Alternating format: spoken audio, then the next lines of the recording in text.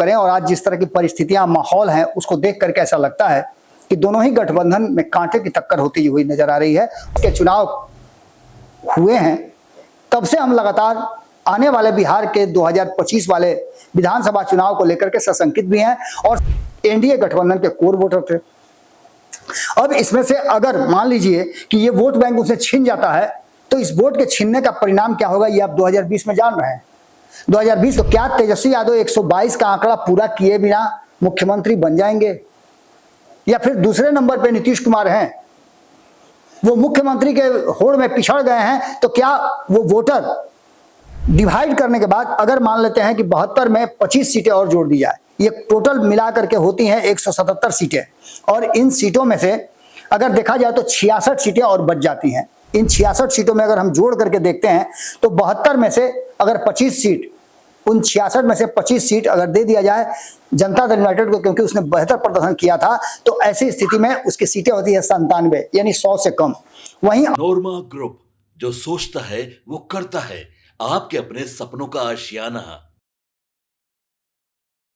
नमस्कार, बहुत बहुत स्वागत करते हैं आपका। भीतर की बात लेकर के आपके सामने हाजिर हैं और आपसे आग्रह करते हुए आज के इस भीतर की बात के विश्लेषण को शुरू करेंगे कि आपको थोड़ा धैर्य के साथ आज हमारे साथ ठहरना पड़ेगा, क्योंकि ये एपिसोड थोड़ा सा लंबा हो सकता है, क्योंकि आज इस एपिसोड में हम आपको वो बात बताने जा रहे हैं जो 2025 के चुनाव परिणाम के बाद स्थितियां उत्पन्न होने वाली है। हालांकि आधिकारिक रूप से ये कहना बड़ा मुश्किल है कि परिणाम क्या होगा, क्योंकि आप जानते हैं कि लोकतांत्रिक प्रक्रिया में लोगों के वोट के आधार पर ही सरकार बनती है, जीत हार का फैसला होता है और खास करके जनता का मूड कब किधर बदल जाए ये कहना बड़ा मुश्किल होता है। लेकिन जो वर्तमान स्थिति है, हम 150 दिन पहले अगर बात करें, लगभग 6 महीने से 7 महीने बचे हुए हैं चुनाव के, और अगर आज की बात हम करें और आज जिस तरह की परिस्थितियां माहौल हैं उसको देख करके ऐसा लगता है कि दोनों ही गठबंधन में कांटे की टक्कर होती हुई नजर आ रही है और बाकी कई दलों ने, नए दलों ने अपनी जो स्थिति स्पष्ट की है और जिस तरह से वो उन्होंने मजबूत पकड़ बनाई है बिहार की राजनीति और खास करके वोटरों के बीच में, उसको लेकर के असमंजस की स्थिति पैदा हो गई है और ये कहने के लिए हम मजबूर हो रहे हैं कि हंग असेंबली जैसी कुछ चीज नजर आ रही है। इसके पीछे का कारण क्या है हम आपको बताते हैं। इसके लिए आपको सबसे पहले तो सीट शेयरिंग के समझौते को समझना पड़ेगा। सीट शेयरिंग के समझौते को हम आज से नहीं बल्कि नीतीश कुमार जिस दिन से एनडीए गठबंधन में वापसी किए हैं और 2024 के चुनाव हुए हैं तब से हम लगातार आने वाले बिहार के 2025 वाले विधानसभा चुनाव को लेकर के सशंकित भी हैं और सीट शेयरिंग के समझौते में बड़ी उलझन को देख रहे हैं। ये उलझन कैसे सुलझेगी, इसको सुलझाने के लिए हमने कई फॉर्मूले जो भीतर खाने से निकल करके एनडीए गठबंधन की तरफ से आए हैं उसकी बात किया। लेकिन इस बीच में आपको यह भी पता चल गया होगा कि महागठबंधन के भीतर भी कहीं ना कहीं उलझन पैदा हो गई है, यानी दोनों ही तरफ जिस तरह की स्थितियां उत्पन्न हो गई हैं, कोई भी किसी की बात मानने के लिए तैयार नहीं है। हालांकि जो अभी स्थिति है उसमें सभी एक दूसरे पर हामी भर रहे हैं।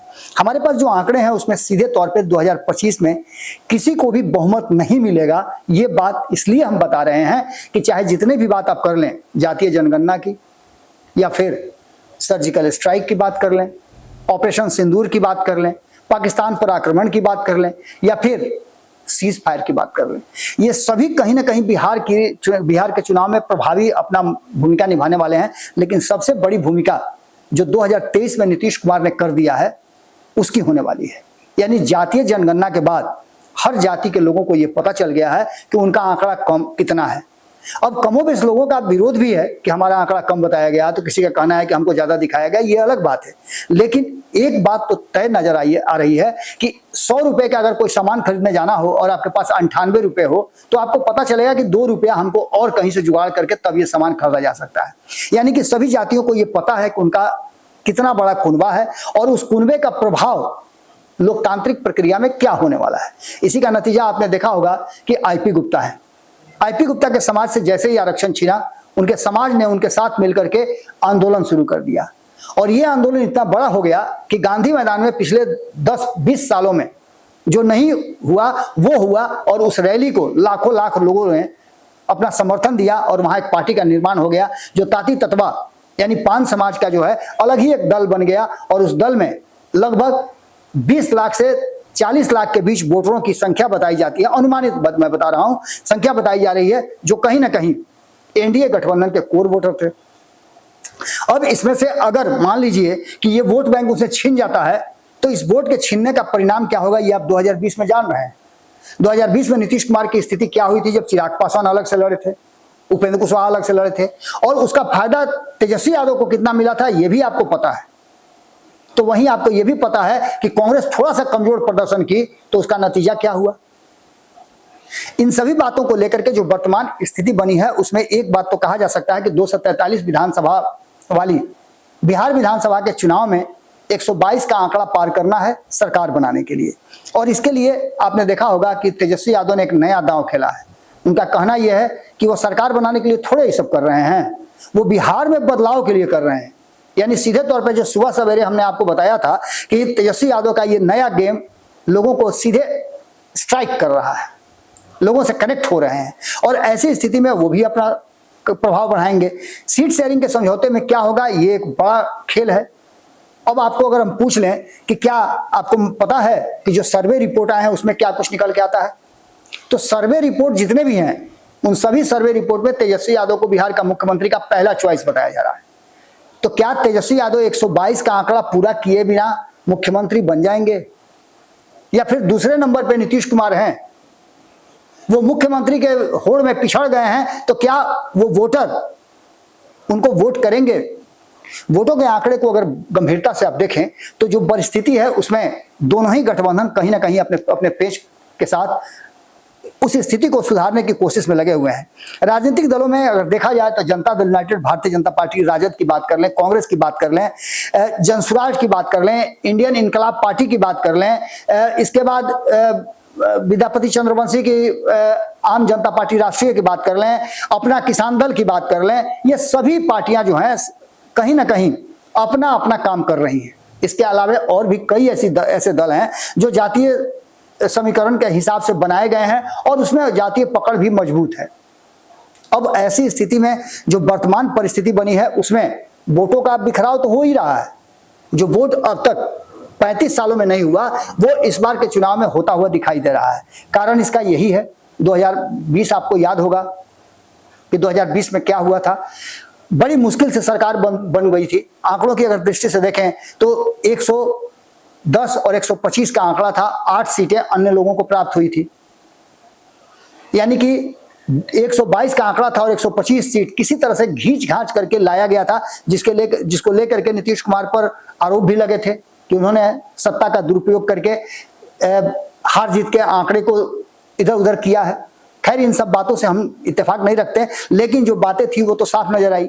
यानी क्लीन स्वीप वाली जैसी बात नहीं, तो न 2010 वाली बात हो गई, न 2005 वाली बात हुई, न ही 2015 वाली बात हुई। 2020 में स्थिति बदली और 2025 में उससे भी बड़ी कहा जा रहा है कि विकट स्थिति आ सकती है, जिसमें सरकार बनाने में मशक्कत की जा सकती है। सरकार बनाना आसान नहीं होगा और कौन कितना पानी में होगा ये कहना भी बड़ा मुश्किल है। इसके पहले सबसे पहले हम आंकड़ों को बताने से पहले आपको बता दें कि सीट शेयरिंग का फॉर्मूला जो है वो सीधा नजर आ रहा है कि कांग्रेस ने साफ कर दिया है कि उनको 70 सीट और अपने 144 सीट, ये कहां का इंसाफ है। राष्ट्रीय पार्टी हम हैं और क्षेत्रीय पार्टी आप हैं। चलिए हम मान लेते हैं कि आप थोड़ा सा आपका वोटिंग आधार ज्यादा है, लेकिन वो वोटिंग आधार है किसका। कांग्रेस ने ही से ही छीन करके ना आपने वोट लिया है, और यही स्थिति जो है कहीं ना कहीं मजबूर कर रही है महागठबंधन को। वही बात अगर हम एनडीए गठबंधन की करें तो बिल्कुल उसके उलट है। एनडीए गठबंधन में जो सीट शेयरिंग का समझौता है उसको लेकर के हमने कई फार्मूला आपको बताए हैं। कुछ फार्मूला हमारे हाथ साथ है जिसको हमने कई बार आपको बताया है। उन फार्मूलों को एक बार फिर से हम आपको ताजा कर देते हैं कि हमने आपको बताया था कि जो सीधे सीधे तौर पे हमने आइडेंटिफाई किया था अलग अलग एजेंसियों के सर्वे के आधार पर, उसके बाद ये पता चला था कि जो वर्तमान परिस्थिति बनी है उसमें किस तरह से सीट शेयरिंग का समझौता किया जाएगा।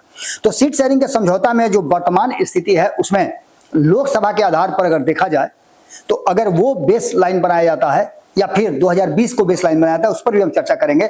लेकिन अगर 2024 के चुनाव परिणाम और चुनाव परिणाम के आधार पर विधानसभाओं में बढ़त के हिसाब से देखा जाए तो उसमें सबसे आगे जदयू है। यानी जदयू 16 सीट पर चुनाव लड़ी, 12 जीत करके आई और 72 सीटों पे उसको विधानसभा की 72 सीटों पे बढ़त मिली। यानी एक लोकसभा में 6 विधानसभा सीट होते हैं और इसके आधार पर उसने 100% अपना रिकॉर्ड कायम रखा। दूसरी तरफ अगर बात करें भारतीय जनता पार्टी के 17 पर चुनाव लड़ी, 12 सीटें जीत करके आई और 68 सीटों पे विधानसभा की जो है उसे बढ़त प्राप्त हुई, यानी 2 सीटें उसको कम मिली। यानी यहां ग्राफ में नीतीश कुमार आगे हैं। वहीं लोक जनशक्ति पार्टी की बात करें तो लोक जनशक्ति पार्टी 5 सीटों पर चुनाव लड़ी, 5 पे ही जीत दर्ज की और 29 विधानसभा में उसे बढ़त प्राप्त हुई। इसके आधार पर उसने भी लगभग अपने प्रदर्शन को यथास्थिति और 100% के लगभग कायम रखा। अगर बात करें हिंदुस्तानी अवाम पार्टी की तो 1 सीट पर लड़ी, 1 ही सीट जीत करके आई, 5 सीटों पे उसको बढ़त मिली। और वहीं राष्ट्रीय लोक मोर्चा की बात करें, उपेंद्र कुशवाहा की, तो वो 1 सीट पर लड़े, नहीं जीत पाया, लेकिन 3 सीटों पे उनको बढ़त प्राप्त हुई। अगर इस स्थिति से हम सीटों का आंकलन करते हैं तो उपेंद्र कुशवाहा को जबरदस्त घाटा होता है और इस आधार पर लोक जनशक्ति पार्टी को अपने डिमांड के अनुसार सीटें मिलती हुई दिखाई दे रही हैं, लेकिन भारतीय जनता पार्टी और नीतीश कुमार की जनता दल यूनाइटेड को घाटा होता हुआ दिखाई दे रहा है। ये कैसे होता दिखाई दे रहा है? तो हम 72 जो सीटें बढ़त प्राप्त हुई उसे मान लेते हैं कि वो 72 सीटें उनकी हो गई। अब इसके बाद जो शेष सीटें बचती हैं, उन सीटों में से डिवीजन की बात करें तो बाकी जो सीटें बचती हैं उनमें से डिवाइड करने के बाद अगर मान लेते हैं कि 72 में 25 सीटें और जोड़ दी जाए, ये टोटल मिला करके होती हैं 177 सीटें। और इन सीटों में से अगर देखा जाए तो 66 सीटें और बच जाती हैं। इन 66 सीटों में अगर हम जोड़ करके देखते हैं तो 72 में से अगर 25 सीट, उन 66 में से 25 सीट अगर दे दिया जाए जनता दल यूनाइटेड को, क्योंकि उसने बेहतर प्रदर्शन किया था, तो ऐसी स्थिति में उसकी सीटें होती है 97, यानी 100 से कम। वहीं 68 सीट पर बढ़त बनाने वाली भारतीय जनता पार्टी को अगर 25 सीटें मिलती है तो उसको 93 सीटें मिलती हैं और ऐसी स्थिति में उसकी भी 100 से कम हो जाती है। लोक जनशक्ति पार्टी 29 सीटों पर बढ़त प्राप्त करती है लोकसभा में, विधानसभा वाइज, और उसे 5 सीटें दी जाती है तो उसकी 34 हो जाती है। और 5 सीट पर बढ़त बनाने वाले हिंदुस्तानी अवाम पार्टी को अगर 5 सीट मिलती है तो उसकी 10 हो जाती है। लेकिन उपेंद्र कुशवाहा 3 सीटों पर बढ़त बनाते हैं विधानसभा में और 6 सीटें उनको दे दी जाती है, तो उनकी मात्र 9 सीटें होती हैं। और क्या वो इस सीट पर स्वीकार करेंगे चुनाव लड़ना या इसको अपना मानेंगे? ये सबसे बड़ा सवाल है और सवाल का जवाब जो खोजने आप निकलते हैं तो कहीं ना कहीं समस्याएं होती हैं। इसके अलावे जो वर्तमान परिस्थिति बनी है उसमें अगर वोटों के डिवीजन की बात हम करें तो वो भी एक बहुत बड़ा फैक्टर बना है जो कहीं ना कहीं इस बात की तरफ इशारा कर रहा है कि 35 साल के बाद महागठबंधन और एनडीए गठबंधन के बीच जो नई नई परिस्थितियां पैदा हुई हैं उसके स्थिति पर अगर तराजू पर तौलते हैं तो क्या स्थिति रहती है। अगर एनडीए की बात करें तो एक 243 सीटों वाले विधानसभा में 122 का बहुमत चाहिए था। 2020 की हमने पहले बता दिया कि उसमें बड़ी मुश्किल से बहुमत आई थी। इस बार जो स्थिति है उसमें भारतीय जनता पार्टी को अगर मान लेते हैं कि वो सभी समझौते हो जाते हैं, सभी तरह की बातें हो जाती हैं, तो उसको 22 से 25% वोट आता है।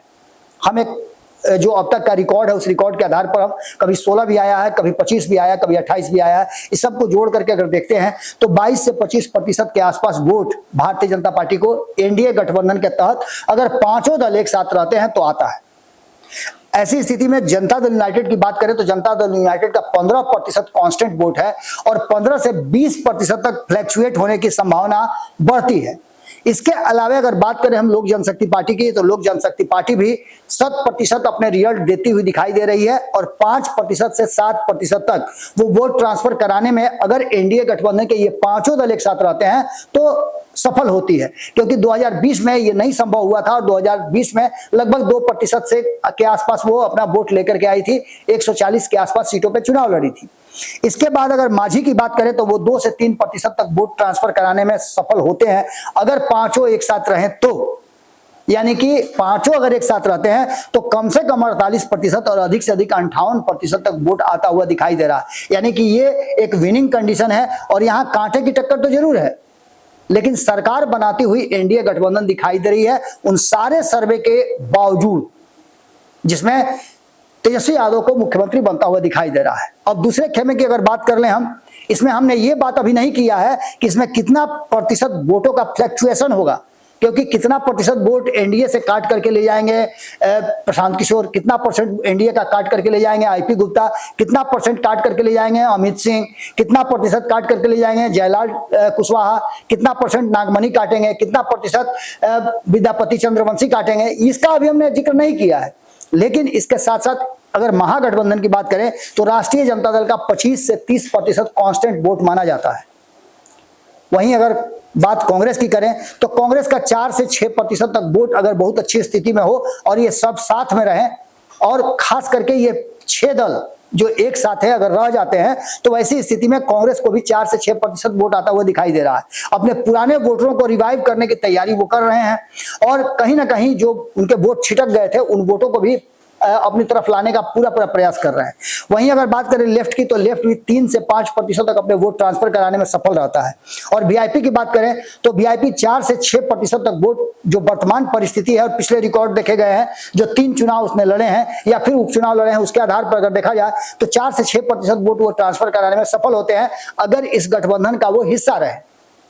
क्योंकि पिछली बार भी आपको याद होगा कि जब 2020 में चुनाव लड़े थे तो 11 सीटों पर चुनाव लड़े थे और 4 सीट जीत करके आए थे, जबकि उनसे बेहतर प्रदर्शन 7 सीटों पर चुनाव लड़ करके 4 सीट जीत करके आए थे जीतन राम मांझी। तो इस स्थिति में इसका आंकड़ा जो है वो 36 से 47% के आसपास होता है, यानी कि 10% का फ्लक्चुएशन नजर आ रहा है एनडीए और महागठबंधन के भीतर। लेकिन अब जो मेन बात है वो समझिए, मेन बात समझने वाली ये है कि अगर पिछले चुनाव की बात करें और जो उपचुनाव हुए थे विधानसभा के 4 सीटों पे, उसमें जनसुराज ने अपनी किस्मत आजमाया था। 10,000 के आसपास एवरेज उनको वोट आया था और कई सीटों पे उनको अच्छे खासे वोट भी आए थे, लेकिन एवरेज वोट उनको 10,000 के आसपास आया था। ये कम नहीं होता है। ये वोट कहां से कटे थे, जीत हार किसकी हुई, ये अलग बात है। जहां बढ़त प्राप्त थी राष्ट्रीय जनता दल को, लगातार वो सीट जीतती आ रही थी, उस सीट पर हरवाने में उन्होंने अहम भूमिका निभाई। वहां 25 से 30,000 वोट उनको आ गए, जिसके चलते मनोरमा देवी की जीत हुई बेलागंज में। और ऐसी स्थिति में जो पारंपरिक सीट थी राष्ट्रीय जनता दल की वो उनसे छिन गई। तो यहां उन्होंने डैमेज जरूर किया, लेकिन असल में माना यह जाता है कि जनसुराज जो है वो कहीं ना कहीं एनडीए गठबंधन के ही वोट बैंक में अपनी सेंधमारी करेगा। रहा सवाल एआईएमआईएम की, तो वो किसके वोट में सेंधमारी करेगा, तो कुछ पासमानदा और कुछ सीमांचल और कोसी के एरिया में राष्ट्रीय जनता दल और कांग्रेस का जो जनाधार है उसमें से सेंधमारी करेंगे, यानी कि उनका जो वोटिंग का ट्रेंड रहेगा वो महागठबंधन की तरफ से लेंगे। तो फिर आईपी गुप्ता की तरफ अगर स्विच करते हैं आप, तो आईपी गुप्ता पूरी तरह से कहीं ना कहीं नीतीश कुमार के वोट बैंक में सेंधमारी करेंगे और 20 से 25 लाख अगर वोट वो सेंधमारी कर देते हैं तो कहीं ना कहीं ये आंकड़ों में काफी अंतर आ जाएगा। यानी इस आधार पर यह कहा जा सकता है कि जो वर्तमान परिस्थिति बनी है उसमें कहीं ना कहीं 2020 से भी बुरी स्थिति हो सकती है। यह हो सकता है कि किसी की सीटें बढ़े और किसी की सीटें घटे, जैसे भारतीय जनता पार्टी की सीटें घटती हुई दिखाई दे रही हैं। उसके बाद राष्ट्रीय जनता दल की सीटें काफी घटती हुई दिखाई दे रही हैं, जदयू की सीटें बढ़ती हुई दिखाई दे रही हैं, लोक जनशक्ति पार्टी की सीट बढ़ती हुई दिखाई दे रही है, तो वहीं कहीं ना कहीं जीतन राम मांझी भी बढ़ते हुए दिखाई दे रहे हैं। इसके अलावा नई पार्टी जनसुराज भी एक तरह से अपनी उपस्थिति दर्ज कर रही है, तो वो भी क्या अंतर पैदा करती है ये देखना दिलचस्प होगा। कई जगहों पर कम से कम 20 से 30 ऐसे विधानसभा हैं जहां आईपी गुप्ता पूरी तरह से ट्रेंड कर रहे हैं और वहां वो जीत हार के आंकड़ों को प्रभावित करते हैं। वो भी इस बार चुनाव में उतरने जा रहे हैं, 10 से ऊपर सीटों पे वो चुनाव लड़ेंगे, तो वो भी निश्चित रूप से क्या अंतर पैदा करते हैं। और ये जो कुछ भी अंतर पैदा होगा ये कहीं ना कहीं राष्ट्रीय Janata Dal, Bharatiya Janata party, Janata Dal United, left, Congress, VIP और हिंदुस्तानी अवाम पार्टी की सीट में से ही आएगा।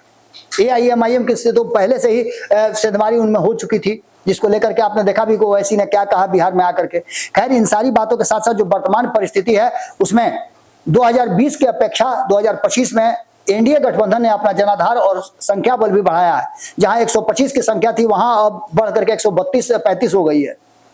कई लोग पाला बदल चुके हैं। 2024 में जब नीतीश कुमार फिर से महागठबंधन छोड़ करके एनडीए में आए तो उस समय भी कई लोगों ने पाला बदला था, बाद में भी कई लोगों ने पाला बदला। अब जो वर्तमान स्थिति है उसमें 2020 की स्थिति अगर देखें तो 74, 43, 4 और 4 यानी सब मिलाकर के 125 सीटें थी, जो बहुमत से 3 सीट ज्यादा थी। वहीं 110 सीटों पे प्राप्त कर पाई थी महागठबंधन, जिसमें से 75 सीटें एक नंबर की पार्टी बनकर के आई थी राष्ट्रीय जनता दल, 19 सीटें मिली थी कांग्रेस को और 16 सीटें मिली थी लेफ्ट को। 5 सीटें एमआईएम को मिली थी, बीएसपी को 1 सीट मिली थी और 1 सीट लोक जनशक्ति पार्टी 1 सीट निर्दलीय जीत करके आया था। ये टोटल 8 सीट थे, कुल मिलाकर के 243 सीटें थी। आज जो वर्तमान स्थिति है उस स्थिति में एक बात तो साफ साफ नजर आ रही है कि कहीं ना कहीं जो परिस्थितियां बनी है उन परिस्थितियों में सीधे तौर पे ये देखा जा सकता है कि 2020 की तुलना में जो स्थिति है वो बदलती हुई नजर आ रही है और आंकड़े भी यही कह रहे हैं। इसके अलावे विभिन्न सर्वे एजेंसियों की अगर बात करें, विभिन्न विश्लेषकों की अगर बात माने, तो सभी का मानना यह है कि सीट शेयरिंग का समझौता एक बड़ा पेचीदा मामला बन गया है। इसके सुलझने के बाद ही अंतिम निर्णय पर पहुंचा जा सकता है कि किसका पलड़ा कितना भारी है। लेकिन जो वर्तमान परिस्थिति है उसमें साफ साफ नजर आ रहा है कि चाहे सीट शेयरिंग का समझौता हो भी जाए तो भी जो स्थिति है उस स्थिति में सरकार बनाती हुई कोई भी गठबंधन दिखाई नहीं दे रही है। इसके पीछे का कारण है वो अलग अलग दल जिन्होंने अपने दम पर चुनाव लड़ने की घोषणा की है। कोई 143 सीटों पर चुनाव लड़ना चाहता है तो कोई 20 सीटों पर अपना टारगेट बना रहा है, कोई 40 सीटों पर बना रहा है और हर कोई अगर मान लेते हैं कि 10 ऐसे दल हो जाएं और 5-5 हजार वोट काट लेते हैं तो 50 हजार वोट कट जाएगा। जीत हार के आंकड़े आपने देखे होंगे कि किस तरह से कम होते जा रहे हैं। लगभग 100 ऐसे सीट हैं जहां 1000 से 5000 के बीच जीत हार का, माने 1 वोट से लेकर के 100 वोट से लेकर के 5000 के बीच का हार जीत का फैसला हुआ है। तो निश्चित रूप से परिस्थितियां बदल रही हैं और ऐसे में ये कहा जा सकता है कि आने वाला समय जो होगा वो काफी मुश्किलों भरा होगा। 2025 में किसी को भी बहुमत प्राप्त होता हुआ नहीं दिखाई दे रहा है। सारे सर्वे फेल हो गए हैं और गठबंधन भी छितराता हुआ दिखाई दे रहा है, जिसमें 35 साल के बाद बिहार में एक नई राजनीतिक दिशा और दशा बदलती हुई दिखाई दे रही है। अगर हंग असेंबली हुआ तो उसके परिणाम क्या होंगे आप अच्छी तरह से समझ सकते हैं। जुड़े रहिए भारत लाइव के साथ। भीतर की बात में हम आपसे यही विदा लेते हैं, बाकी की खबरें भारत लाइव पर जारी रहेंगी। बहुत बहुत धन्यवाद, नमस्कार। आपके सपनों को हमने सजाया है, ई होम्स पैनोरमा को हमने बनाया है। ई होम्स मेरा एक सपना था जिस पे मैं पिछले 4 साल से काम कर रहा था। हमने जो बनाया है वो सबने है माना। ई होम्स पैनोरमा में हो आपका भी आशियाना। और फाइनली हमने 2021 में इस प्रोजेक्ट को लॉन्च किया। बहुत लोग अप्रिशिएट कर रहे हैं कि पूर्णिया जैसे शहर में, बिहार के, एक तो बिहार की बात करें उसमें भी पूर्णिया जैसे छोटे जगह में इस तरह का लाइफस्टाइल देना, ये सुन के हम लोगों को बहुत अच्छा लगता है। ई होम्स में हमने कुछ और भी किया है, जैसे हम जिस जगह में रह रहे हैं हमारे फैमिली सिक्योर हो, उनको सिक्योरिटी का ध्यान में रखा है। आपकी सुविधा और सुरक्षा आपके लिए खास है, ये आपका विश्वास है। इसमें आर्टिफिशियल इंटेलिजेंस का 7 लेयर सिक्योरिटी का हमने इस्तेमाल किया है। लस ग्रीन कैंपस को बनाया है। यदि हमारा बाउंड्री वाल है तो वो वर्टिकल गार्डन है। ये जितनी भी फैसिलिटी होता है एक इंटरनेशनल टाउनशिप में ई होम्स है, ये हम लोग विश्वास नहीं कर पा रहे हैं। जो भी हमारे मित्र दोस्त या जो भी हमारे बाहर के बाहर आते हैं तो हम लोगों को बहुत अच्छा सुनने को मिलता है और बहुत अच्छा क्रेडिट मिल रहा है। वो सारा हमने सिर्फ एक बिल्डिंग नहीं बनाया, हमें एक बहुत अच्छा लाइफस्टाइल दिया ई होम्स में और मेरा एक सपना था जिसको मैं आज फुलफिल होते हुए देख पा रहा हूँ। ये आपका आवास है। ई होम्स पैनोरमा में अब आपका निवास है। E Homes Panorama, luxurious lifestyle redefined. Panorama Group, जो सोचता है वो करता है। अगर ये वीडियो पसंद आई और वह बिहार के राजनीति और बिहारियत से सरोकार रखेनी तो सब्सक्राइब बटन दबा के चैनल के सब्सक्राइब कर ली। ओजे एगो घंटी बा, ओकरा बटन दबा देला से कुल सटीक और मारक खबर रुआ मुफ्त में मिल जाई। अगर रुआ पत्रकारिता के हमनी के नया प्रयोग में सहयोग कर चाहतानी तो ज्वाइन बटन दबा दी। पेटीएम नंबर नोट कर ली 9386 816 700।